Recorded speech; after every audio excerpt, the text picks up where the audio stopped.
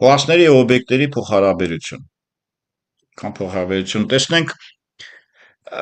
անցանք նախորդ դասերին օբյեկտները առանձին, կլասները առանձին, օբյեկտներ հիմա ենք անցնում։ Սա առանձին ամփոփում այդ երկու դասերը, առավել երկու մեծ գաղափարները կամ բաժինները։ Ունենք օբյեկտային մոդել չմոռանանք։ Ինչևից է։ Ուրեմն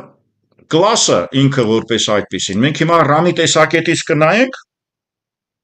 եւ ինչ է նշանակում։ Կլասը դա մի շաբլոն է, որը կարա ցանկացած քանակությամբ օբյեկտներ ունենա։ Ավելին, ուրեմն այդ օբյեկտները կատարման ժամանակ են առաջանում եւ վերանում։ Այսինքն ինչ է ստացվում։ Կլասն ու օբյեկտը պետքա հարաբերություն ունենան։ Եվ մի կլասը շատ օբյեկտներ է ունենում։ Օրինակ, ասենք առանձնատուն կլասը կարա առանձնատուն A, B, C, D օբյեկտներ ունենա նույն գծագրով ու կարող եք շատ առանձնատուններ ստեղծել։ Միանգամից ֆիզիկական իրականացում է մեզ ուզում։ Ուրեմն մեկը թարգմանման ժամանակ է, ուրեմն կլասի բացատրելիությունը կամ կլասի լինելիությունը դա գծագիրն է, դա template է, դա կարճ ասած ընդհանուր կառույցն է։ Հետաքրքիր է RAM-ում շատ քիչ տեղել գրավում է, շատ քիչ, կլասը ահավոր քիչ։ Անուն դնենք ստատիկ բնույթ ունի, ինքը կասեմ, հենց ինքը թարգմանության ժամանակ է ստեղծվում։ Runtime-ում ստեղծում է տներ, շենքեր նույն գծագրով, եւ անունը կդնենք դինամիկ։ Այսինքն մեկը կատարման ժամանակ է ի հայտ գալիս, կլասը ուրեմն թարգմանության ժամանակ, նա հաստատ փոխհարաբերություն ունեն։ Կլասում գրած ժառանգականությունը արտապատկերում է օբյեկտում եւ այլն։ Կլասը link չունի օրինակ, ասենք օբյեկտները link-ով կապնվում ենք օբյեկտի միջոցով եւ այլն։ Գծագրով փորձեմ ես դա ցուցադրել։ Մի վարքյան։ Ահա։ Տեսեք։ Մենք արդեն սահմանել ենք, սա կրկնությունն է եւ գիտություն։ Այսինքն, ես ունեմ կլաս A։ Փորձեմ այս կլասը ֆիզիկապես, մենք դրա մասին ենք խոսելու, ֆիզիկապես իրականացնենք։ Նու C#.net-ով գնանք։ Ուղղակի մենք այդ ծագումնաբանությունը C#.net-ի սիստեմային մասը եւ C#-ի OP մասը համարելով անցած ցանկացած սովորող ուսանող, որ ցանկանում է գիտելիքը ստանա, որևէ ծրագրավորման լեզու object-oriented design pattern-ներով տեղյակ լինի։ Ինչևից է։ Մենք մեզ մոտ դինամիկ հիշողություն C++-ում մեզ մոտ heap կանվանենք։ Եթե կլասների հետ գործ ունենք եւ այդ հիշողության այդ heap մասը, որը C++-ում կոչվում է դինամիկ հիշողություն, մեզ մոտ heap են անվանում հայերեն կույտ եւ ստեղ stack է, այս heap-ը ապագա RAM-ում աշխատելու տեխնոլոգիա է, տեսեք ապագա RAM։ Եվ ոչ ոք չգիտի ինչ RAM-ի մեջ է աշխատելու։ Մեկը կարող է 32 գիգաբայթում աշխատի, մեկը 64, 8 գիգաբայթ։ Հիմա թվերը փոխվում են։ Տեսեք, առաջ 8 է ասում, առաջ 4 է ասում, փոքր թվերից անցել են մեծ թվերի։ Ինչևից է, ապագա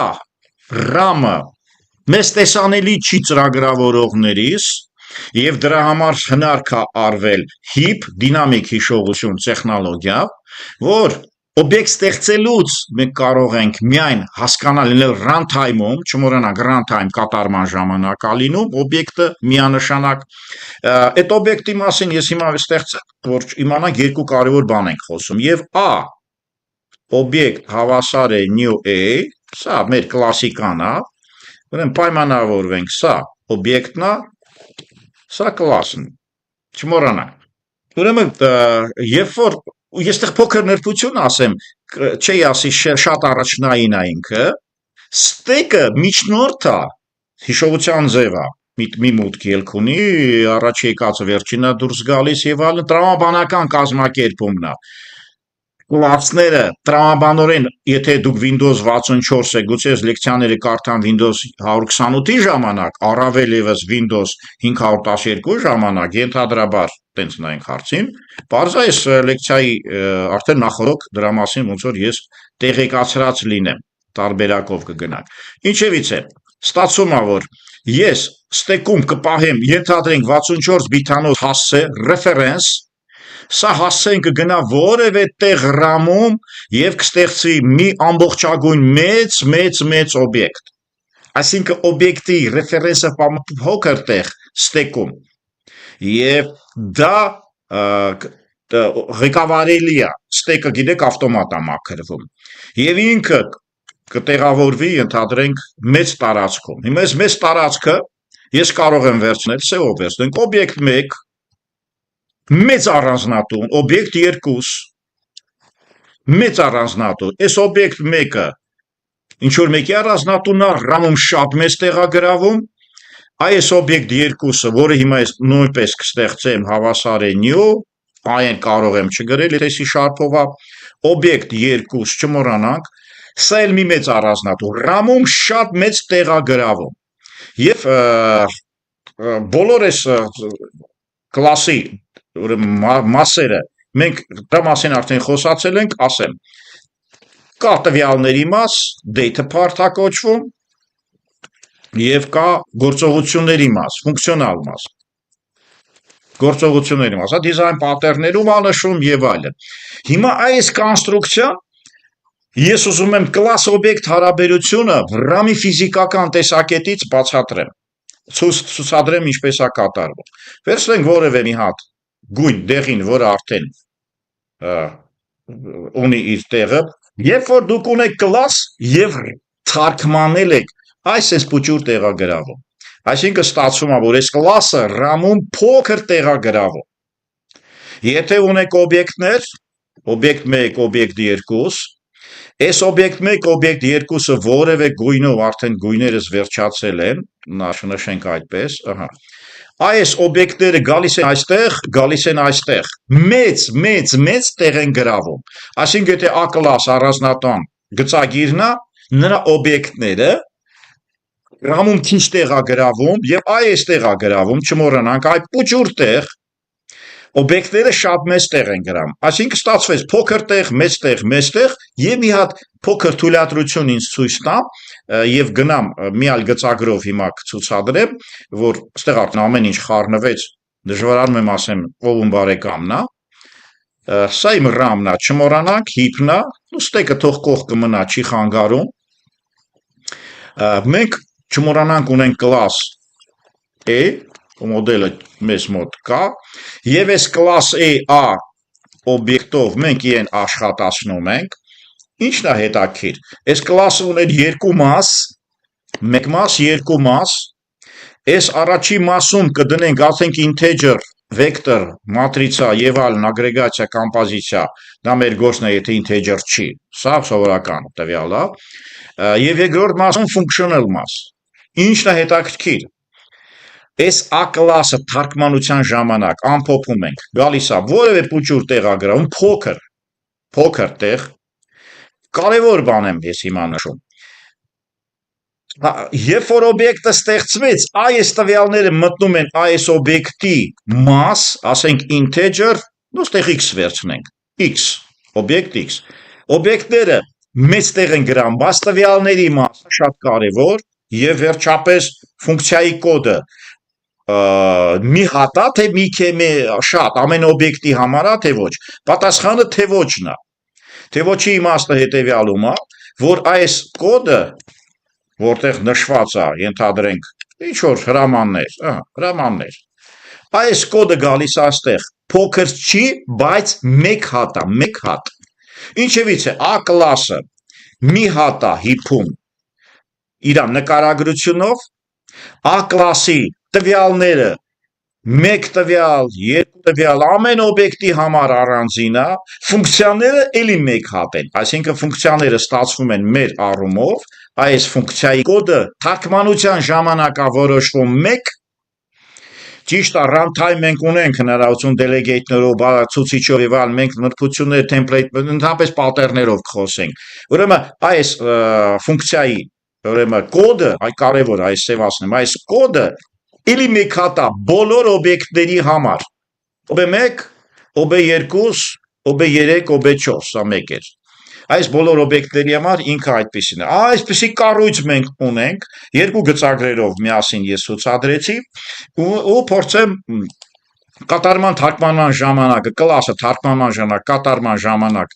օբյեկտի կոնստրուկտոր, թե առանց կոնստրուկտոր կարևոր չի, եւ անալիզ եւ նախագծումը դա մեր առարկան է։ Ինչ խնդիրներ ենք լուծում, այսինքն մենք կլաս օբյեկտ հարաբերությունները պետք է կարողանանք մասնատել, հասկանալ, տիրել։ Երկու տարբերակ է նշվում, բուչին չմոռանանք, որ ամեն դեպքում հաջողված տեսակետ եւ ընդհանրապես տեսություն տվող համակարգ է։ Խնդրի վերաբերյալ կլասների օբյեկտների կազմի ստեղծում ձևավորելով առարկայական բառարան։ AI չի սա, այսինքն իսկույն ինտելեկտի հետ կապ չունի, եւ ինչն է ստացվում, որ դուք ցվարկում եք, կոչվում այդպիսի մեծ գիտություն կա նախագծման process-ներում, այդպիսի սիմվոլիկայի եւ լինելության կոչվում առարկայական բառարան։ Ցեխ զադանյա կա օրինակ, ցեխ պատվեր կամ ցեխ ինչա կոչվում հայերեն, այսինքն մենք տեխնիկական առաջադրանք ունենք, առարկայական ուրեմն կարճ ասած բառարանը այդտեղ ստեղծվում է։ Ես ասեմ, որ եթե դուք հանկարծ ղեկավարում եք պրոջեկտ եւ կլիենտի հետ, այսինքն պատվիրատուի հետ լավ ճիշտ հարաբերություն կամ օգտակար հարաբերություն չի, ձեր ծրագիրը չի ստացվում, ոչ վատագույն կամ ավելի շուտ բարդագույն բանա պատվիրատուի հետ հասկանալ, այդ առարկայական բառարանը մինչև չես ձևավորում, կարճած հոգիդ գնում է, եթե որևէ պրոյեկտի մասնակցել եք ղեկավար կազմում։ Երկրորդը, դուք object-oriented analysis design-ի գործով արդեն պետք է զբաղվեք։ Ես առարկայական բառարան եմ ասում։ Պատվիրատուի հետ մի ահավոր լեզվաբանական, տրամաբանական, ցուցաբանական, գրաֆիկայից սկսած, խոսելով վերջացրած նույնիսկ կարող եք ձայնագրություններ անել։ Ստեղծում եք կառուցվածք, որը որոշում է գործելակերպ, օբյեկտների փոխհարաբերություն։ Այսինքն ստեղծում է եւ կառուցվածք, եւ գործելակերպ։ Ստացվում է կլասները, դա կառուցվածքի տեսակետից պետք է նայենք, օբյեկտները թե ոնց գործեն իրենք։